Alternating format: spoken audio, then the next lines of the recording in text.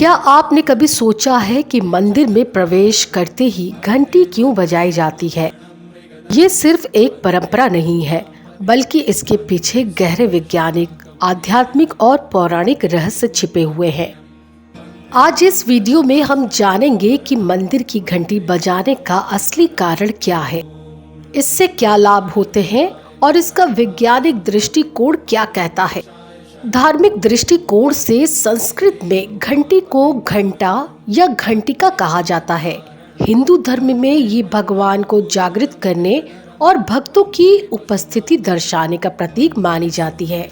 स्कंद पुराण में कहा गया है कि घंटा नादम ततः कुर्यातम सर्व दुखोपशांतये, अर्थात जब घंटी बजती है तो इससे सभी प्रकार के दुखों का नाश होता है। शिव पुराण के अनुसार जब भगवान शिव को प्रसन्न करना हो तब मंदिर में प्रवेश से पहले घंटी बजाना शुभ माना जाता है। घंटी बजाने का अर्थ ये भी है कि आप मंदिर में प्रवेश कर रहे हैं और ईश्वर का आवाहन कर रहे हैं। ये भगवान को जागृत करने का प्रतीक है ताकि वे आपकी प्रार्थना स्वीकार करें। कहा जाता है कि जहाँ नियमित रूप से घंटी बजती है वहां से नकारात्मक ऊर्जा दूर हो जाती है और सकारात्मकता का संचार होता है। घंटी बजाना सिर्फ धार्मिक परंपरा नहीं, बल्कि इसके पीछे ठोस वैज्ञानिक कारण भी है। मंदिर की घंटी की ध्वनि 7 धातुओं सोना, चांदी, तांबा, जस्ता, लोहा, शीशा और पारा से बनी होती है। जब इसे बजाया जाता है तो इसकी ध्वनि ओम की ध्वनि से मिलती जुलती है। इस ध्वनि की तरंगे वातावरण में फैलकर नकारात्मक ऊर्जा को नष्ट करती है।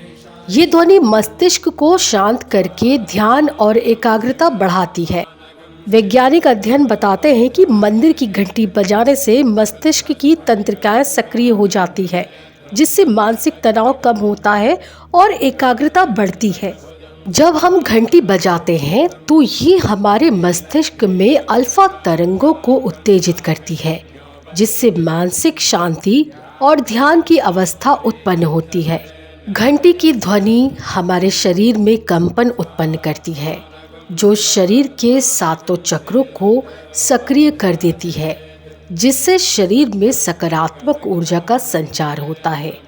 श्रीमद् भागवत पुराण के अनुसार जब देवताओं और असुरों ने समुद्र मंथन किया तब भगवान विष्णु के वाहन गरुड़ के गले से एक दिव्य घंटिका उत्पन्न हुई थी, जिसे अलंकृत घंटा कहा गया। एक कथा के अनुसार जब रावण कैलाश पर्वत उठाने का प्रयास कर रहा था तब भगवान शिव ने अपने अंगूठे से पर्वत दबा दिया, जिससे रावण दब गया। तब उसने भगवान शिव को प्रसन्न करने के लिए घंटी बजाकर शिव तांडव स्तोत्र गाया था। देवी दुर्गा की पूजा में घंटी का विशेष महत्व है।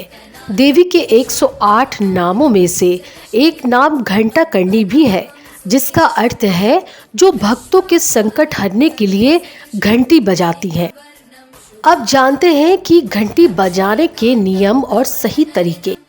मंदिर में प्रवेश से पहले घंटी बजानी चाहिए।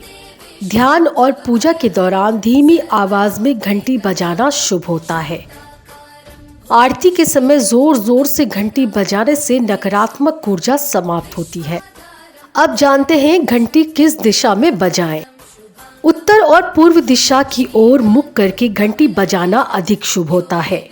दक्षिण दिशा में घंटी बजाने से बचना चाहिए, क्योंकि ये यमराज की दिशा मानी जाती है। अब जानते हैं कौन कौन घंटी नहीं बजा सकता। महिलाएं मासिक धर्म के दौरान घंटी ना बजाएं।